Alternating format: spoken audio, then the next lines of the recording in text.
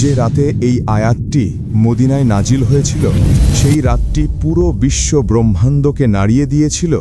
এটি ছিল কোরআনের সর্বশ্রেষ্ঠ আয়াত, আয়াতুল কুরসি। আল্লাহু লা ইলাহা ইল্লা হুয়াল হাইয়ুল কাইয়্যুম।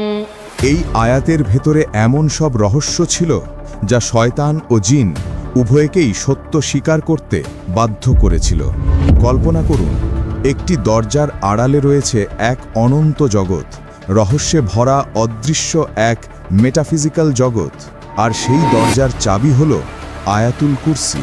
এই আয়াতের ভেতরে এমন সব নিদর্শন রয়েছে যা ইসমে আজমের সাথে যুক্ত, যে নাম হাজার বছর ধরে গোপনে রয়েছে।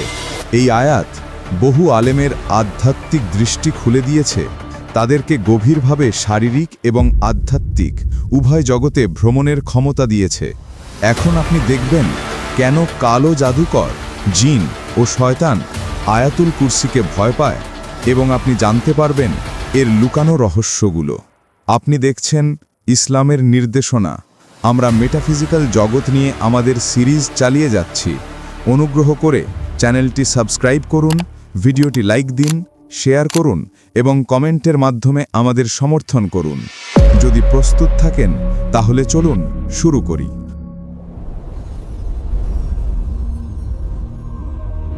আয়াতুল কুরসি হল সূরা আল বাকারার 255 নম্বর আয়াত এবং এতে মোট 9টি বাক্য রয়েছে।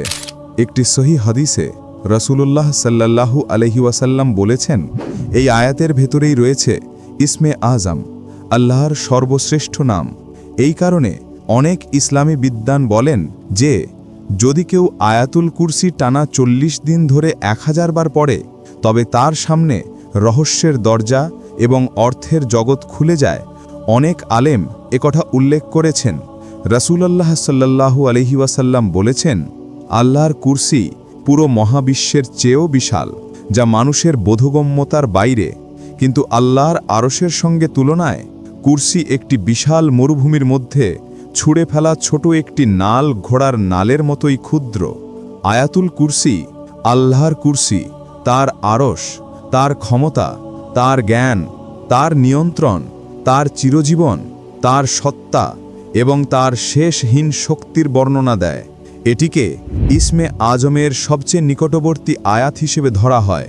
যদি আমরা দেখতে পেতাম অদৃশ্য জগতে আয়াতুল কুরসি পড়ার সময় কি ঘটে, তাহলে আমাদের হৃদয় কেঁপে উঠত এবং আমরা তা সহ্য করতে পারতাম না। আয়াতুল কুরসি সম্পর্কে এমন কিছু হাদিস আছে যা অন্য আয়াতগুলোর তুলনায় একে আলাদা করে তুলে ধরে। আবু হুরায়রা রাদিয়াল্লাহু আনহু বলেন, রাসূলুল্লাহ সাল্লাল্লাহু আলাইহি ওয়াসাল্লাম আমাকে সদকার খেজুরের ভাণ্ডারের দায়িত্ব দিয়েছিলেন। খেজুর কমে যাচ্ছিল, কিন্তু আমি বুঝতে পারছিলাম না কে এগুলো নিয়ে যাচ্ছে। এক রাতে আমি পাহারা দেওয়ার সিদ্ধান্ত নিলাম। হঠাৎ দেখি একটা জীব, আকারে প্রায় বড় বাচ্চার মতো। আমি তাকে সালাম দিলাম, সে সালামের জবাব দিল। আমি জিজ্ঞেস করলাম, তুমি কি জিন না মানুষ? সে বলল, আমি জিন। আমি বললাম, তোমার হাত দাও। সে হাত বাড়ালো। হাতটা ছিল কুকুরের থাপার মতো, আর লোমও ছিল কুকুরের মতো। আমি জিজ্ঞেস করলাম, জিন কি এভাবেই সৃষ্ট? সে বলল, জিনদের মধ্যে আমার চেয়ে কুৎসিত আর কেউ নেই। আমি জিজ্ঞেস করলাম, তাহলে তুমি কেন এসেছো? সে বলল, আমি অভাবী, গরিব, কঠিন পরিস্থিতিতে আছি। আমি তাকে বিশ্বাস করলাম, তাকে কিছু খাবার দিলাম এবং ছেড়ে দিলাম। সে প্রতিশ্রুতি দিল, আমি আর আসব না। সকালে রাসূলুল্লাহ সাল্লাল্লাহু আলাইহি ওয়াসাল্লামের কাছে গেলে তিনি জিজ্ঞেস করলেন, হে আবু হুরায়রা, গত রাতে যে লোকটিকে ধরেছিলে তার কি হলো?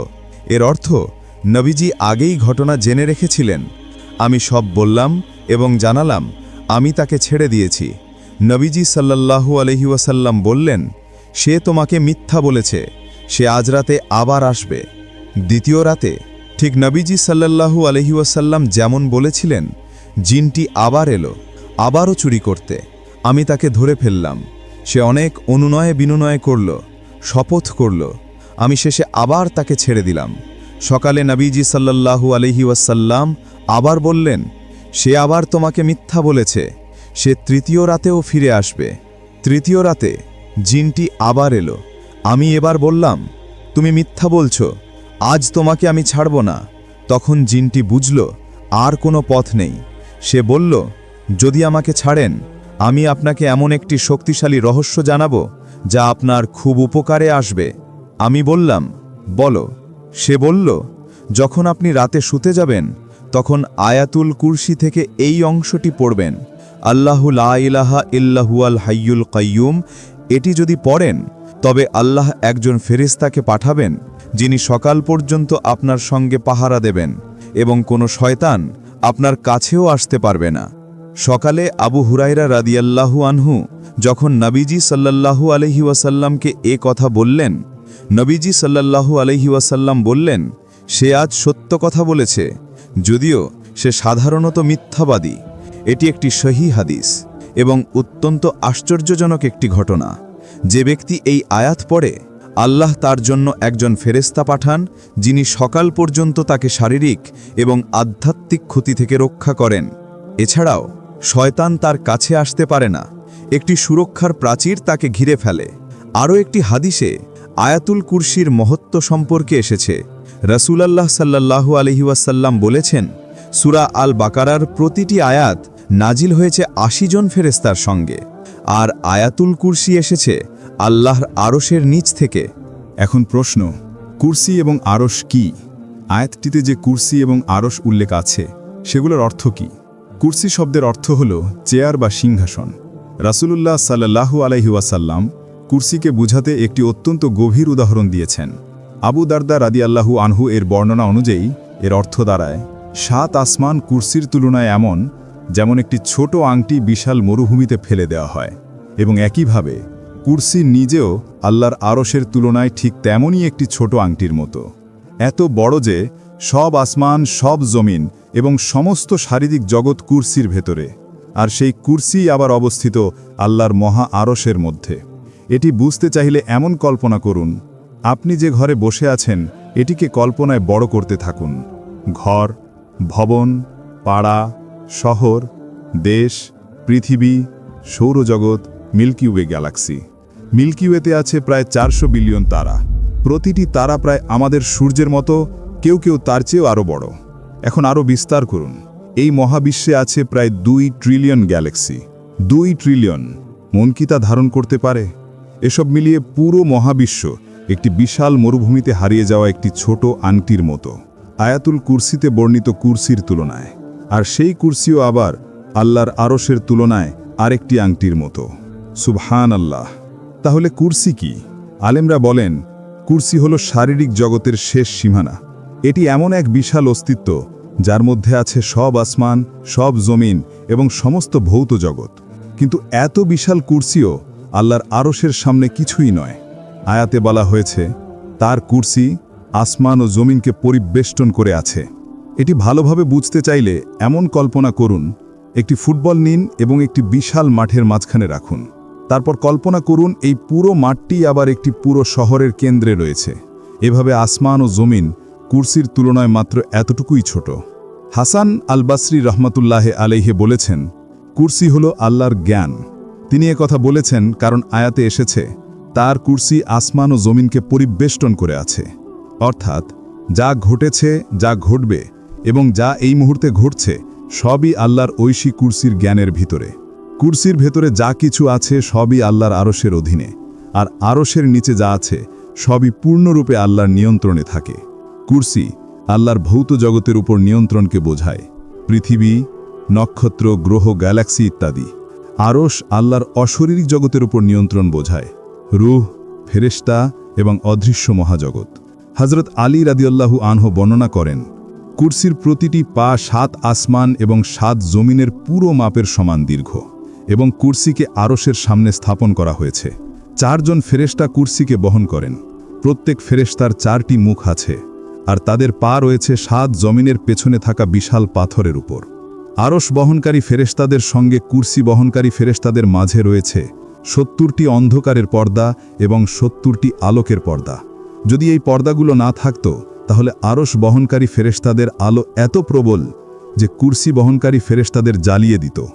একটা সহি হাদিসে রাসূলুল্লাহ সাল্লাল্লাহু আলাইহি ওয়াসাল্লাম বলেছেন, আল্লাহ আসমান ও জমিন সৃষ্টি করার 50,000 বছর আগে সমস্ত সৃষ্টির পরিমাণ ও পরিমাপ নির্ধারণ করে দিয়েছিলেন। সে সময় আল্লাহর আরশ ছিল পানির ওপরে। আরশ সৃষ্টি হয়েছিল ইয়াকুত নামে এক বিশেষ লাল পদার্থ দিয়ে, যা আমাদের পরিচিত স্ফটিকের মতো নয়। এর এক প্রান্ত থেকে অন্য প্রান্ত পর্যন্ত দূরত্ব 5 মিলিয়ন বছরের যাত্রাপথের সমান। এই মহাবিশ্ব নিখুঁত ভারসাম্যের উপর দাঁড়িয়ে আছে এবং এই ভারসাম্য আল্লাহর কয়্যুমিয়া অর্থাৎ তার ধারাবাহিক রক্ষণাবেক্ষণ কামতার কারণে টিকে আছে। যদি একটি ছোট সূচের মাথা থেকে প্রতি সেকেন্ডে 1 বিলিয়ন পরমাণু ঝরে পড়ে, তবুও সূচের মাথার সমস্ত পরমাণু শেষ হতে 5,000 বছর লেগে যাবে। এটি পরমাণুর বিশাল সংখ্যাকে তুলে ধরে, আর এটাই পরমাণুর ক্ষুদ্রতার উদাহরণ। একজন সৎ হৃদয়ের মানুষ যদি এই অসংখ্য পরমাণুর শৃঙ্খলা ও সামঞ্জস্য পর্যবেক্ষণ করে এবং উপলব্ধি করে যে আল্লাহ তাদের টিকিয়ে রেখেছেন, তাহলে তার হৃদয় কেঁপে উঠবে এবং সে আল্লাহর সৃষ্টিকর্মে মুগ্ধ হবে। মানুষ হল আল্লাহর নাম ও গুণাবলীর সবচেয়ে বড় এবং সবচেয়ে সুন্দর আয়না। এই অর্থে মানুষ হল মাজহারে আজম, ঐশ্বরিক প্রতিফলনের সর্বোচ্চ স্থান, এবং নকশে আজম, সৃষ্টির সর্বোচ্চ নিখুঁত নকশা। মানুষ আল্লাহর গুণাবলীর সবচেয়ে স্বচ্ছ প্রতিচ্ছবি। যদি পুরো মহাবিশ্বকে ছোট করা হতো, তা মানুষের রূপ নিত, আর যদি মানুষকে বড় করা হতো, সে মহাবিশ্বে পরিণত হতো। আল্লাহর সব নাম ও গুণ মানুষের স্বভাবের মধ্যে নকশা হিসেবে প্রকাশ পায়। আর হ্যাঁ, এটাই সেই মহারহস্য যা আয়াতুল কুরসি আমাদের সামনে তুলে ধরে আল্লাহর মহানতা, আর আমরা কার সামনে দাঁড়িয়ে আছি তা স্মরণ করিয়ে দেয়। এই মহারহস্যটি বুঝে গেলে কিভাবে একজন মানুষ পাপ করতে পারে, কিভাবে সালাত ছেড়ে দিতে পারে, কিভাবে আল্লাহর আদেশ অমান্য করতে পারে। আমাদের বিশাল মহাবিশ্ব, যা চোখে অগাধ ও অসীম মনে হয়, আল্লাহর আরশের তুলনায় একটি মরুভূমির মধ্যে ছোট একটি ঘোড়ার নালের মতোই ক্ষুদ্র। তাহলে ভাবুন, আল্লাহর মহিমা আসলে কত বিশাল। রাসূলুল্লাহ সাল্লাল্লাহু আলাইহি ওয়াসাল্লাম উবাই ইবনে কাব রাদিয়াল্লাহু আনহুকে জিজ্ঞেস করলেন, হে আবু আল মুনজির, আল্লাহর কিতাবের মধ্যে তোমার কাছে থাকা কোন আয়াতটি সবচেয়ে মহান? উবাই রাদিয়াল্লাহু আনহু উত্তর দিলেন, আল্লাহ ও তার রাসূলই সর্বাধিক জানেন। নবীজি আবার জিজ্ঞেস করলে উবাই রাদিয়াল্লাহু আনহু বললেন, আল্লাহ, তিনি ছাড়া কোনো উপাস্য নেই, তিনি চিরঞ্জীব, সবকিছুকে ধারণকারী। অর্থাৎ তিনি আয়াতুল কুরসিকেই বোঝাতে চেয়েছিলেন। তখন নবীজি সাল্লাল্লাহু আলাইহি ওয়াসাল্লাম তার বুকে হাত রেখে বললেন, হে উবাই, এই জ্ঞান আপনার জন্য বরকতময় হোক। এ ঘটনা থেকে আমরা শিখি, আল্লাহর কিতাবের সর্বশ্রেষ্ঠ আয়াত হল আয়াতুল কুরসি। আর আশ্চর্যের বিষয় হল, উবাই রাদিয়াল্লাহু আনহু নবীজি সাল্লাল্লাহু আলাইহি ওয়াসাল্লাম বলার আগেই নিজের অন্তর্দৃষ্টি দিয়ে তা বুঝে ফেলেছিলেন। এর মানে এই আয়াতের ভেতর এমন এক অনন্য শক্তি ও মাহাত্ম্য আছে, যা মানুষের অন্তরে বিশেষ আলো জ্বালিয়ে দেয়। এমন আরেকটি আয়াত খুঁজে পাওয়া সত্যিই কঠিন। আরেকটি হাদিসে ইমাম নাসাই আবু উমামা রাদিয়াল্লাহু আনহুয়ের সূত্রে বর্ণনা করেন, রাসূলুল্লাহ সাল্লাল্লাহু আলাইহি ওয়াসাল্লাম বলেছেন, যে ব্যক্তি প্রত্যেক ফরজ নামাজের পরে আয়াতুল কুরসি পড়ে, তার জান্নাতে প্রবেশে কেউ বাধা হতে পারবে না, শুধুমাত্র মৃত্যু ছাড়া। অর্থাৎ আয়াতুল কুরসি একজন মুমিনের জন্য জান্নাতের দরজা পর্যন্ত পৌঁছে দেওয়ার মতো একটি মহান সুরক্ষা, রহমত ও বারকাত। এর অর্থ হল, যখন একজন মানুষ মারা যায়, তার কবরের জীবন আর কিয়ামতের হিসাব শেষে আল্লাহ তাকে জান্নাতে প্রবেশের অনুমতি দেবেন। এ থেকেই বোঝা যায়, আয়াতুল কুরসি এমন একটি আয়াত যার বরকতে বান্দা জান্নাতে পৌঁছে যায় আল্লাহর ইজাজাতে। কিন্তু প্রশ্ন হল, আয়াতুল কুরসি কিভাবে অন্য আয়াতের চেয়ে শ্রেষ্ঠ? কোরআনের সব আয়াতই আল্লাহর, সবই সত্য, সবই হেদায়েত। এই আয়াতের বিশেষত্ব হল, এটি শুরু থেকে শেষ পর্যন্ত শুধুমাত্র আল্লাহকে বর্ণনা করে। এটি আল্লাহর গুণাবলী, তার সত্তা এবং কেমন রব তিনি তা ব্যাখ্যা করে। এটাই তাওহীদের মূল সারমর্ম। এবং আমরা খুব শিগগির দেখব, এই আয়াতের ভেতরেই লুকানো আছে ইসামে আজম, আল্লাহর সর্বশ্রেষ্ঠ নাম। এখন প্রশ্ন, কিভাবে আয়াতুল কুরসি পড়লে হৃদয় আধ্যাত্মিক দৃষ্টি পেতে শুরু করে? আত্মার দিকে অগ্রসর হওয়া, দেহ ও বস্তুগত দুনিয়া থেকে দূরে সরে অর্থের জগতে প্রবেশ করার প্রথম ধাপ হল আয়াতটি বোঝা। এজন্যে আমাদের প্রথমে আয়াতুল কুরসির তাফসীরের দিকে তাকাতে হবে। চলুন বাক্য ধরে ধরে দেখি আমাদের প্রতিপালক কি বলছেন।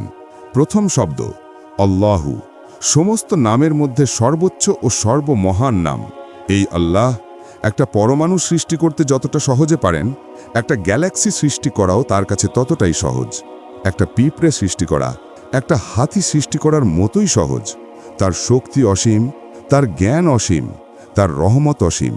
তিনি শুধু বলেন হও, আর তা হয়ে যায়। লা ইলাহা ইল্লাহু, তিনি ছাড়া কোনো উপাস্য নেই। এটি আমাদের কি শেখায়? এটি মিথ্যা সব উপাস্যকে অস্বীকার করে।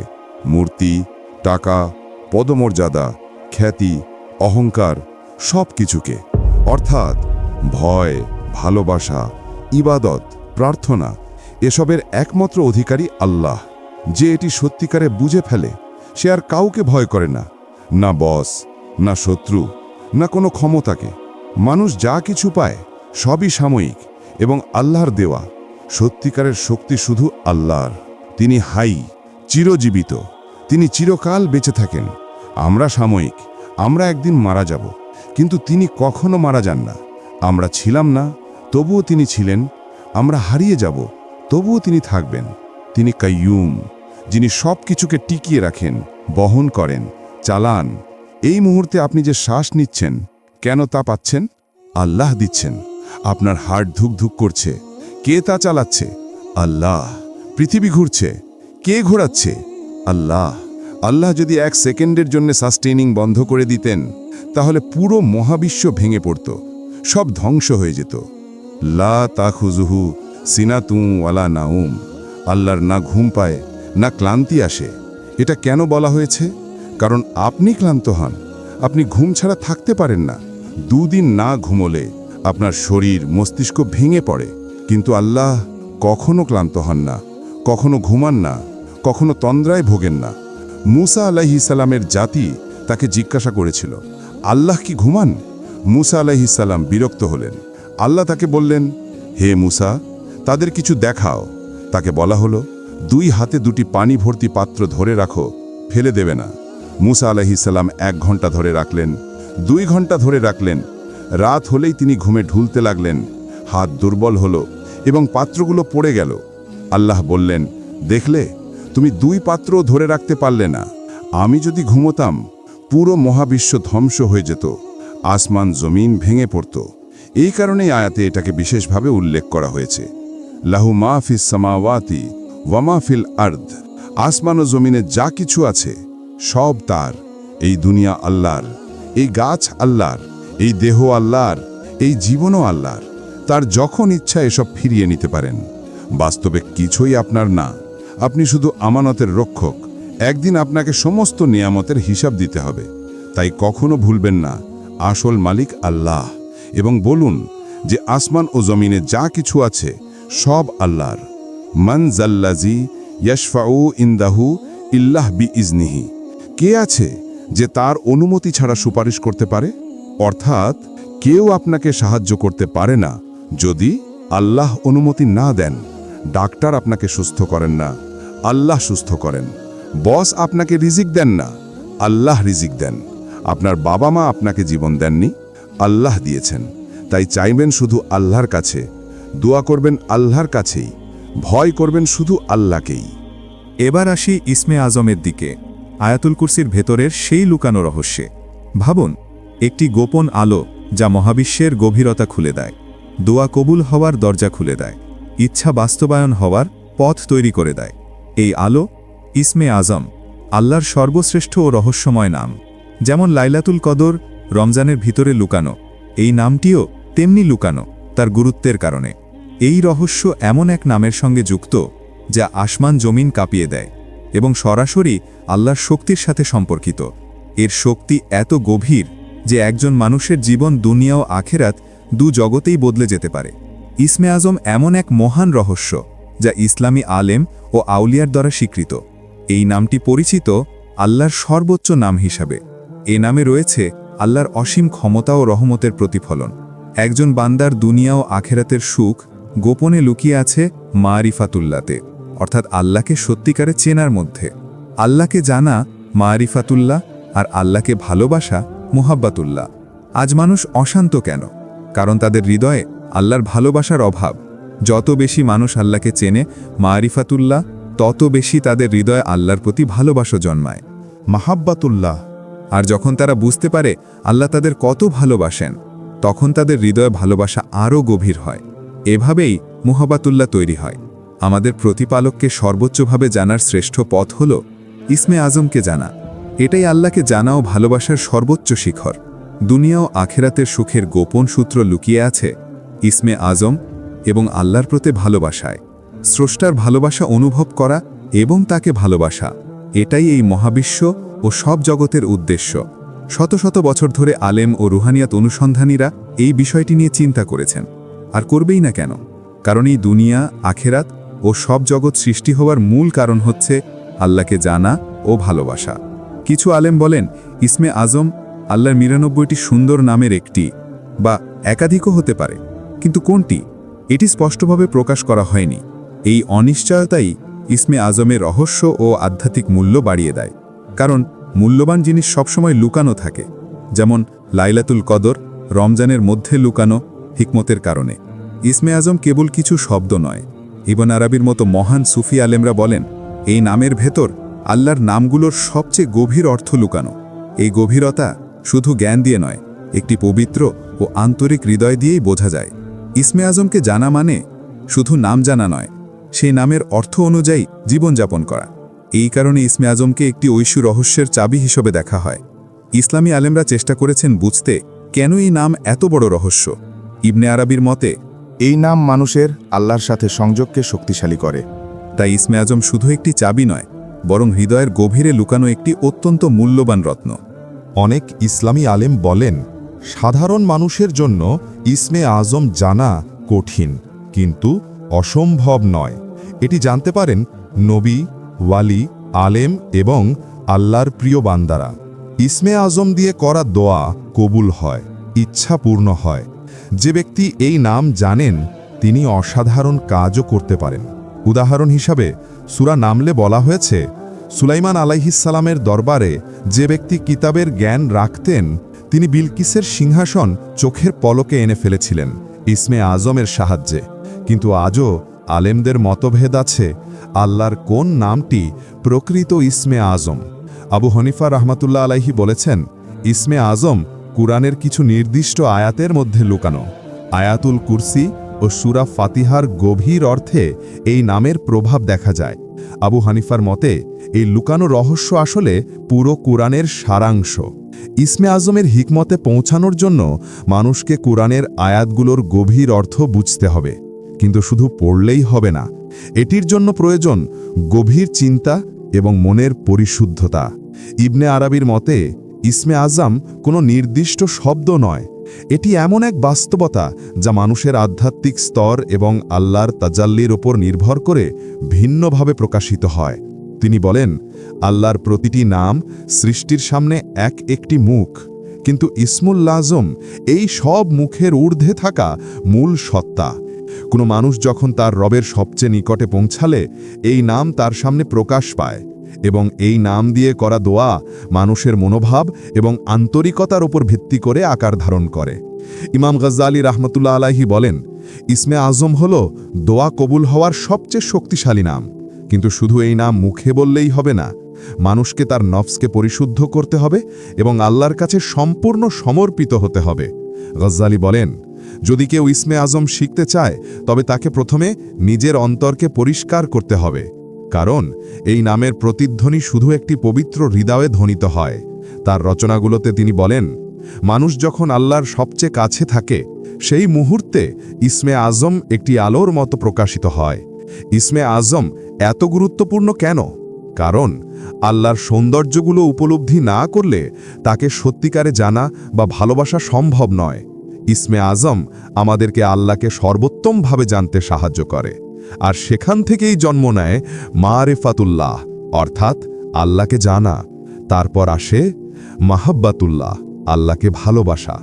যখন এই মাহাব্বাতুল্লাহ হৃদয়ে প্রবেশ করে একজন মানুষের পুরো জীবন বদলে যায়। কেন? কারণ যখন কেউ প্রথমবার উপলব্ধি করে আল্লাহ তাকে কত ভালোবাসেন, তখন তার হৃদয় কেঁপে ওঠে, চোখে পানি আসে এবং ভাবতে থাকে, যাকে আমি ভালোবাসি আমাকে তার সন্তুষ্টি অর্জন করতেই হবে। মারিফাত ছাড়া ইবাদত শুধু অভ্যাসের মতো লাগে। মারিফাত ছাড়া নেক আমল শুধু সওয়াব ও জান্নাতের আশায় করা হয়। এটিও ভালো, কিন্তু যখন আরও বড় কিছু সম্ভব, শুধু জান্নাতের দাস হয়েই কেন থাকব? আল্লাহকে সন্তুষ্ট করার সর্বোত্তম পথ কোনটি? ইসলামের আলেমরা বলেন, আল্লাহর নামগুলোর মধ্যে সবচেয়ে বড় ভাগ রয়েছে রসুলুল্লাহ সাল্লাল্লাহু আলাইহি ওয়াসাল্লামের অনুসরণে। এই কারণেই কোরআন বলে, বলুন, যদি তোমরা আল্লাহকে ভালোবাসো তবে আমাকে অনুসরণ করো। তাই যত বেশি আমরা আল্লাহকে জানি, তত বেশি আমরা তাকে ভালোবাসি। আর যত বেশি আমরা তাকে ভালোবাসি, তত বেশি আমরা রসুলুল্লাহ সাল্লাল্লাহু আলাইহি ওয়াসাল্লামের মতো হতে চাই, কারণ তার জীবনই ছিল আল্লাহর নাম ও গুণাবলীর জীবন্ত প্রতিফলন। আমরা এই বিষয়গুলো নিয়ে পড়াশোনা করি ঠিক এই কারণে, যেন আমরা রাসূলুল্লাহ সাল্লাল্লাহু আলাইহি ওয়াসাল্লামের চরিত্র অনুসরণ করতে পারি। মানুষ হওয়ার সবচেয়ে মধুর ব্যাপার হলো আল্লাহর নামগুলোর ভেতরে লুকানো সৌন্দর্যের স্বাদ পাওয়া। এটি আবিষ্কার করা একজন মানুষের সবচেয়ে বড় উদ্দেশ্য হওয়া উচিত। এখন আসুন আল কাইয়ুম নামটি দেখি, যা অনেক আলেমের মতে ইসমে আজমের অংশ হতে পারে। আল্লাহ মহাবিশ্ব সৃষ্টি করেছেন এবং সব কিছু তার উপরই বিদ্যমান।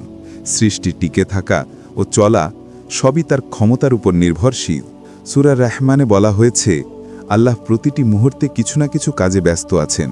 সূরা আল বুরুজে বলা হয়েছে, তিনি যা চান, যেভাবে চান সেভাবেই করেন। সূরা আল রুমে বলা হয়েছে, তিনি যাকে চান সৃষ্টি করেন, যেভাবে চান সৃষ্টি করেন। সূরা আল ইয়াসিনে বলা হয়েছে, সমস্ত আদেশ তার হাতেই। আর সূরা আল রুমের আরেকটি আয়াতে বলা হয়েছে, আল্লাহর রহমতের নিদর্শনগুলো দেখো, তিনি কিভাবে মৃত পৃথিবীকে আবার জীবিত করে তোলেন। এ থেকে আমরা দুটি রহস্য বুঝি। এক, আল্লাহ তার সৃষ্টি শিল্পকে ভালোবাসেন, তিনি তা দেখান, গড়েন ও প্রকাশ করেন।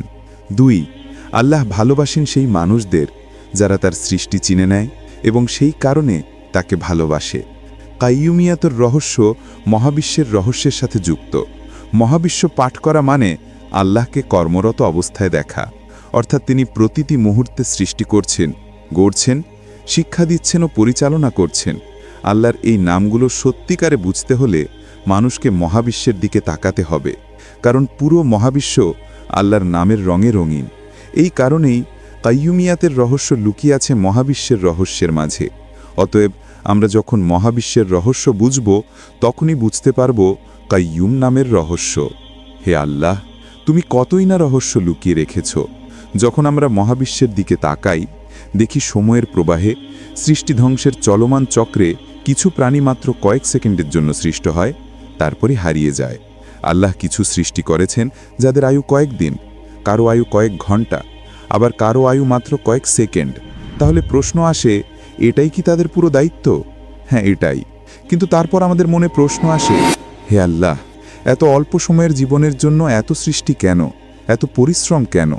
আসুন এই রহস্যটি বুঝি, মহাবিশ্বের রহস্য এবং কাইয়ুম নামের রহস্য। মহাবিশ্বে সকল সৃষ্টির যে অসাধারণ যাত্রা ও আন্দোলন, তা এমন নিখুঁত ভারসাম্য, পরিমিতি ও হিকমতের সাথে পরিচালিত হয় যে অসংখ্য প্রাণী আসছে ও যাচ্ছে, তবুও ভারসাম্য কখনো নষ্ট হয় না। সারা মহাবিশ্বের দিকে তাকান, কিছু প্রাণী অন্য প্রাণীকে খায়, কিন্তু তবুও ভারসাম্য নষ্ট হয় না। মহাবিশ্ব তার সম্পূর্ণ সুষম অবস্থায় চলতে থাকে। উদাহরণ হিসেবে আপনি জানেন কি, একটি মাছির একবার ডিম ছাড়ায় কত বংশধর হতে পারে? 6 বিলিয়ন বা 600 কোটি। যদি পৃথিবীর পরিষ্কার কর্মীরা, যারা মৃত প্রাণী, লার্ভা ও বর্জ্য খেয়ে পরিষ্কার রাখে, তারা না থাকত, তাহলে প্রতি বছর শুধু মাছির লার্ভা থেকেই পৃথিবীর উপরিভাগ 10 সেন্টিমিটার করে বড় হয়ে যেত। কিন্তু এমন কি আপনি কখনো দেখেন? না, দেখেন না, কারণ সেটি হতে পারত, কিন্তু হয় না। অতএব এমন একজন আছেন যিনি এই ভারসাম্য বজায় রাখছেন। মহাবিশ্বের প্রতিটি স্থানে চলমান অবিরাম ক্রিয়া, এটা এমন সত্য যা অন্ধ মানুষও অস্বীকার করতে পারে না, যে এই সব পরিচালনা করার জন্য কারো উপস্থিতি রয়েছে। এটি বোঝায় যে একজন আছেন যিনি সব কিছু নির্দিষ্ট পরিমাপে তৈরি করছেন এবং অবিরাম সৃষ্টি করে চলেছেন। ইবনে কাসির বর্ণিত একটি রেওয়ায়াতে বলা হয়, ইসমে আজম পাওয়া যায় এই আয়াতগুলোতে। 1 ওয়া ইলাহুকুম ইলাহু ওয়াহিদুন লা ইলাহা ইল্লা হুয়ার রহমানুর রহিম।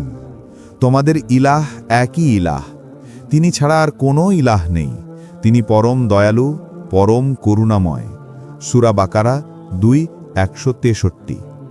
আলিফ লাম মিম। আল্লাহু লা ইলাহা ইল্লা হুয়াল হাইয়ুল কাইয়্যুম। আলিফ লাম মিম। আল্লাহ, তিনি ছাড়া আর কোনো ইলাহ নেই, তিনি চিরঞ্জীব, সব কিছুর অভিভাবক ও ধারক। সূরা আলে ইমরান 3:1-2। মালালি মুহাম্মদ হামদি ইয়াজির, তিরমিজি, আবু দাউদ ও নাসাই থেকে বর্ণনা করেন, রাসূলুল্লাহ সাল্লাল্লাহু আলাইহি ওয়াসাল্লাম এক ব্যক্তিকে দোয়া করতে শুনলেন, হে আল্লাহ, আমি তোমার কাছে চাই, কারণ সমস্ত প্রশংসা তোমারই, তুমি ছাড়া কোনো উপাস্য নেই, তুমি মহাশক্তিশালী, আসমান জমিনের স্রষ্টা, মহিমা ও সম্মানের অধিপতি, হে চিরঞ্জীব, হে সর্বকিছু ধারণকারী। রাসূলুল্লাহ সাল্লাল্লাহু আলাইহি ওয়াসাল্লাম তখন সাহাবীদের জিজ্ঞেস করলেন, তোমরা জানো সে কোন নামে দোয়া করেছে? সাহাবীরা বললেন, আল্লাহ ও তার রাসূলই ভালো জানেন। রাসূলুল্লাহ সাল্লাল্লাহু আলাইহি ওয়াসাল্লাম বললেন, আমি শপথ করে বলছি, সে আল্লাহকে তার সর্বশ্রেষ্ঠ নাম ইসমে আজম দিয়ে ডাকেছে। যখন এই নাম ধরে ডাকা হয় আল্লাহ সাড়া দেন, এবং যখন এই নাম ধরে কিছু চাওয়া হয় আল্লাহ তা প্রদান করেন। সূরা বাকারা 2:163 এর তাফসির করতে গিয়ে মোহাম্মদ হামদি ইয়াজির বলেছেন, যদিও হুয়া একটি সর্বনাম, তবু এটি এমনভাবে ব্যবহৃত হয়েছে যেন এটি আল্লাহর সর্বশ্রেষ্ঠ নাম নির্দেশ করে, কারণ এটি সরাসরি আল্লাহর সত্তার দিকে ইঙ্গিত করে। আরও তিনি বলেন, অনেক রুহানিয়াত প্রাপ্ত আলেম হুকে ইসমে আজম হিসাবে বিবেচনা করেছেন। ইমাম আলী রাজিয়াল্লাহু আনহু এর মতে ইসমে আজমের সবচেয়ে নিকটবর্তী নামগুলো হল ফর্দ, হাই, কাইয়ুম, হাকিম, আদিল, কুদ্দুস। ইমাম আজম আবু হানিফার মতে ইসমে আজম গঠিত দুই নাম থেকে, হাকিম ও আদিল। গাউসুল আজম আব্দুল কাদের জিলানির মতে ইসমে আজম হল ইয়া হাইয়ু, আর ইমাম রাব্বানির মতে ইসমে আজম হল কাইয়ুম। আর বহু বুজুর্গ আলেম নিজেদের রুহানি অভিজ্ঞতা অনুযায়ী ভিন্ন ভিন্ন নামকে ইসমে আজম বলেছেন। আল্লাহু আকবার, আল্লাহ মহান।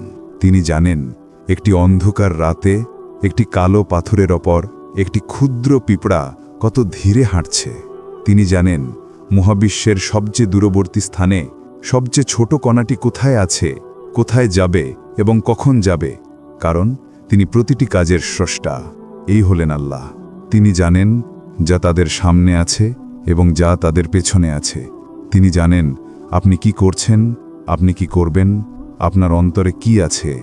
আপনি যা কিছু লুকিয়ে রাখেন সবই তিনি জানেন। তাই কখনো বলবেন না যে কেউ আমাকে দেখছে না, কারণ আল্লাহ সব কিছু দেখেন ও জানেন। তারা তার জ্ঞান থেকে কিছুই জানতে পারে না যতক্ষণ না তিনি চান। আমরা যা জানি সবই আল্লাহ আমাদের শিখিয়েছেন। নিজে উদ্যোগে মানুষ কিছুই জানতে পারে না। যদি আল্লাহ না শেখাতেন সবচেয়ে বড় আলেমও অজ্ঞ হয়ে যেতেন। তার কুরসি আসমান ও জমিনকে আচ্ছাদিত করে। এটাই মহানত্বের আয়াত। এটি প্রকাশ করে সপ্তম রহস্য। আর এগুলো রক্ষা করা ও পরিচালনা করা তাকে ক্লান্ত করে না।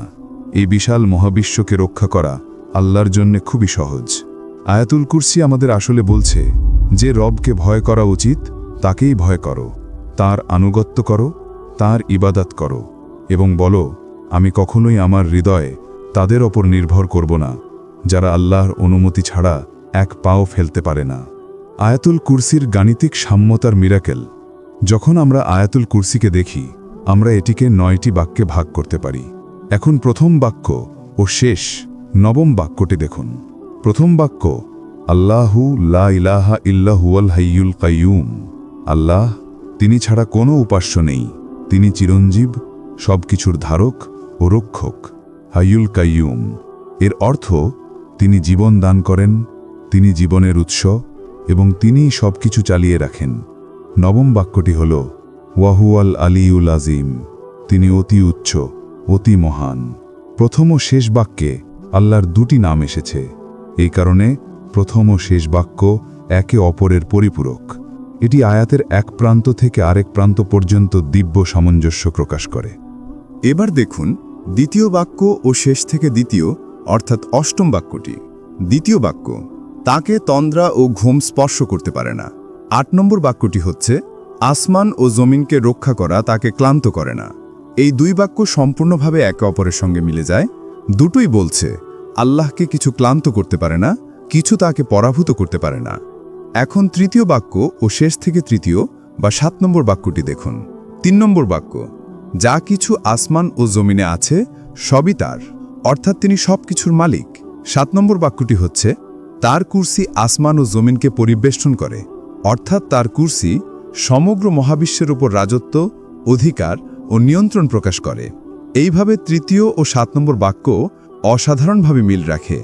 একটিতে বলা হচ্ছে আল্লাহ সবকিছুর মালিক, আরেকটিতে বলা হচ্ছে আল্লাহ সবকিছুর শাসক ও অধিপতি এবং সেই রাজা যিনি সবকিছুর উপর শাসন করেন। এখন চতুর্থ বাক্য এবং শেষ থেকে চতুর্থ বা 6 নম্বর বাক্যটি দেখুন। 4 নম্বর বাক্য, তার অনুমতি ছাড়া কেউ সুপারিশ করতে পারে না। 6 নম্বর বাক্য হচ্ছে, তার চাওয়ার বাইরে তারা তার জ্ঞান থেকে কিছুই আয়ত্ত করতে পারে না। দুটি বাক্যই আল্লাহর অনুমতি ও ইচ্ছার সাথে সম্পর্কিত। আল্লাহ যদি অনুমতি না দেন, কারো সুপারিশ নেই। আল্লাহ যদি ইচ্ছা না করেন, কেউ কিছুই জানতে পারে না। এভাবে চতুর্থ ও ষষ্ঠ বাক্য পরস্পরকে সুন্দরভাবে সম্পূর্ণ করে। এখন মাঝখানে একটি বাক্য থাকে, তা হল পঞ্চম বাক্য। 5 নম্বর বাক্যটি হচ্ছে, তিনি জানেন তাদের সামনে কি আছে এবং পেছনে কি আছে। এর অর্থ হল আল্লাহ জানেন তার বান্দারা কি করেছে এবং কি করবে। তিনি জানেন কারণ তিনি সর্বজ্ঞানী। তিনি সময় ও স্থানের ঊর্ধ্বে, তাই তার থেকে কিছুই গোপন থাকতে পারে না। আর একই সাথে এই বাক্য আরেকটি ইঙ্গিত দেয়, এই পঞ্চম বাক্যটি ঠিক কেন্দ্রে আছে এবং এটি দেখায় যে এর আগের 4টি বাক্য এবং পরের 4টি বাক্য নিখুঁত সামঞ্জস্যে সাজানো। এই সুন্দর সমতা বা সামঞ্জস্য কে জানে? আল্লাহ, কারণ তিনি এটি সৃষ্টি করেছেন। তিনি যেহেতু জানেন, তাই তিনি এই আকারে পূর্ণ জ্ঞানের সাথে আমাদের সাথে কথা বলেছেন। কে এমনভাবে কথা বলতে পারে? বন্ধুরা, কে এমন সৌন্দর্য, বাকপটুতা এবং নিখুঁত সামঞ্জস্য সৃষ্টি করতে পারে? আর কোনো গ্রন্থে এমন পাওয়া যায়? যখন আমরা পুরো সূরা আল বাকারা দেখি, তখন দেখি এটিও 9টি প্রধান বিষয় বিভক্ত এবং এই 9টি বিষয়ও পরস্পরের সঙ্গে 1 থেকে 9, 2 থেকে 8, 3 থেকে 7, 4 থেকে 6 হিসেবে সামঞ্জস্যপূর্ণ। ঠিক আয়াতুল কুরসির সিমেট্রির মতো এটি আরেকটি চমৎকার অলৌকিক সামঞ্জস্য। সূরা ইউসুফেও অনুরূপ কিছু দেখা যায়। এটি কোরআনের 12তম সূরা। নবী ইউসুফ আলাইসাল্লাম ছিলেন 12 ভাইয়ের একজন। যখন আমরা পুরো সূরা ইউসুফকে 12টি প্রধান বিষয় বিশ্লেষণ করি, তখন দেখি সেগুলিরও সুন্দরভাবে পরস্পরকে সম্পূর্ণ করে নিখুঁত একটি কাঠামো গঠন করে। এবার আসি পরবর্তী প্রশ্নে, আয়াতুল কুরসির ফজিলত কি এবং তার রহস্য ও শক্তি থেকে উপকার পেতে আমরা কি করব? ইসলামী আলেমরা পরামর্শ দিয়েছেন, বন্ধুরা, আয়াতুল কুরসি একটি কাগজে লিখুন অথবা ইন্টারনেট থেকে প্রিন্ট করুন, তারপর সেটি আপনার দরজায় বা ঘরের দৃষ্টিগোচর স্থানে ঝুলিয়ে রাখুন। প্রতিদিন আয়াতুল কুরসির দিকে তাকান, পড়ুন আর অর্থ নিয়ে চিন্তা করুন। আপনি দেখবেন আপনার ঘরে যে বরকত, শান্তি ও প্রশান্তি প্রবেশ করবে তা ভিন্ন মাত্রার হবে। ভ্রমণে বের হওয়ার সময় বা বাইরে যাওয়ার আগে 7 বার পড়া সুন্নাহ হিসেবে বলা হয়েছে। এই আয়াতকে আয়াতুল কুরসি বলা হয় কারণ এতে আল্লাহর কুরসি উল্লেখ আছে। গভীর অর্থ ও বিশেষ গুণাবলীর কারণে এটি বরাবরই বিশেষ মনোযোগ পেয়েছে। অনেক উৎসে বলা হয়েছে সুরক্ষা, দুয়া কবুল, রোগ মুক্তি ইত্যাদির জন্য এটি পড়া উত্তম। কোরআনের কিছু আয়াতে ইসমে আজমের প্রভাব থাকে বলে বলা হয় এবং সেই আয়াতগুলো দুয়া কবুলের ক্ষেত্রে বিশেষ ভূমিকা রাখে। তার মধ্যে একটি আয়াত আয়াতুল কুরসির মধ্যেই রয়েছে। এই বরকতময় আয়াতগুলো পড়া যায় আল্লাহর সন্তুষ্টির জন্য, দুনিয়া ও আখেরাতের কল্যাণের জন্য, দুশ্চিন্তা থেকে মুক্তির জন্য, শয়তান এবং সব ধরনের অশুভ থেকে বাঁচার জন্য, জালেম ও শত্রুর হাত থেকে সুরক্ষার জন্য, ঋণ মুক্তির জন্য, হালাল রিজিকের জন্য, কোনো গুরুত্বপূর্ণ কাজে সফলতার জন্য। এই আয়াত হল আয়াতুল কুরসির প্রথম বাক্য, আল্লাহু লা ইলাহা ইল্লা হুয়াল হাইয়ুল কাইয়ুম। আল্লাহ, তিনি ছাড়া কোনো উপাস্য নেই, তিনি চিরঞ্জীব, সর্বধারক। আজ আমরা আয়াতুল কুরসির অর্থ, জ্ঞান, রহস্য ও গভীরতা ব্যাখ্যা করেছি। আল্লাহ আমাদের সবাইকে আয়াতুল কুরসির সমুদ্রের গভীরে প্রবেশ করার তৌফিক দিন। বিশ্বাস করুন, যদি আপনি আয়াতুল কুরসি এই অর্থকে হৃদয়ে রেখে পড়েন, তাহলে ধীরে ধীরে আপনার জন্য রহস্যের দরজা খুলবে, মর্মজগতের দরজা খুলবে, শান্তির দরজা খুলবে, দুনিয়া ও আখিরাতের বরকতের দরজা খুলবে এবং আপনার হৃদয়ের বন্ধ চোখ খুলে যাবে। এবং যদি আপনি এখনও আমাদের চ্যানেলে সাবস্ক্রাইব না করে থাকেন, তাহলে সাবস্ক্রাইব করতে ভুলবেন না। ভিডিওটি লাইক ও শেয়ার করুন, আপনার বন্ধুদের পাঠান। আল্লাহ আপনাদের সবাইকে হেফাজত করুন। আমাদের চ্যানেলে আমরা 160-এরও বেশি ইসলামিক গল্প, ইসলামিক জীবন গঠন, কুরআনের উপকারী তাৎপর্য, নবীদের কাহিনী আর তাদের উম্মবদের ইতিহাস অ্যানিমেশনের মাধ্যমে তুলে ধরি। সেই সময়গুলো কেমন ছিল, তারা কি পরীক্ষার মুখোমুখি হয়েছিল। আমরা কোরআন, সুন্নাহ ও প্রামাণ্য ইসলামিক ইতিহাসের উপর ভিত্তি করে সেসব মুহূর্ত জীবন্ত করে তুলি। আমরা বিশ্বাস করি, ভুলে যাওয়া উৎস থেকে পুনরুজ্জীবিত জ্ঞান আপনার ঈমানকে শক্তিশালী করবে এবং ইসলামের খেদমতে সাহায্য করবে। আমাদের চ্যানেল শুধু ইতিহাসেই সীমাবদ্ধ নয়, আমরা ইসলাম ও বিজ্ঞানের সম্পর্কও তুলে ধরি। আমরা কোরআনের মজেজাগুলো তুলে ধরি এবং সেগুলোর আধুনিক বিশ্বের সঙ্গে সম্পর্ক ব্যাখ্যা করি ইসলামী পণ্ডিতদের ব্যাখ্যার আলোকে। এইভাবে আমরা যুক্তির মাধ্যমে ঈমানকে শক্তিশালী করার লক্ষ্য রাখি। আমরা বিনীতভাবে অনুরোধ করছি, শুধু সাবস্ক্রাইব নয়, ভিডিওগুলো শেয়ার, লাইক ও কমেন্টও করুন। এতে আমরা আরও বেশি মানুষের কাছে পৌঁছাতে পারব। আপনার সমর্থন অত্যন্ত গুরুত্বপূর্ণ। মাত্র এক ক্লিকেই আপনি এই মিশনে অবদান রাখতে পারেন। আপনি চাইলে কমেন্টে আপনার বিষয়ের প্রস্তাবও দিতে পারেন। আপনাদের প্রতিক্রিয়া আমাদের উৎসাহ দেয় এবং আমাদের চ্যানেলের ভবিষ্যৎ গঠন করতে সাহায্য করে। আল্লাহ আপনাদের সকলের প্রতি সন্তুষ্ট হন। তিনি যেন আমাদের এবং আমাদের প্রিয়জনদের একসাথে জান্নাত দান করেন। জীবন খুবই সংক্ষিপ্ত, প্রতিটি সেকেন্ড মূল্যবান। তাই ইসলামের জ্ঞান বাড়িয়ে ঈমানকে শক্তিশালী রাখাই আমাদের লক্ষ্য হওয়া উচিত। আমরা নিজেরাও প্রতিদিন 3 থেকে 4টি ইসলামিক ভিডিও বা বক্তৃতা দেখার চেষ্টা করি, যাতে আমরা ইসলামের পরিবেশের মধ্যেই থাকতে পারি। কারণ যদি আমরা সময়কে ভালো কিছুর মাধ্যমে পূর্ণ না করি, তাহলে ফাঁকা সময় গাফিলতি, অপ্রয়োজনীয় বিনোদন এবং পাপের দিকে টেনে নিয়ে যায়, যা আমাদের নামাজ এবং ঈমান থেকে দূরে সরিয়ে দেয়। এই কারণেই এ ধরনের ইসলামী চ্যানেলগুলো এত গুরুত্বপূর্ণ। আল্লাহ আপনাদের সবাইকে হেফাজত করুন। এখনই সাবস্ক্রাইব করুন এবং এসব অনুপ্রেরণামূলক গল্প মিস করবেন না।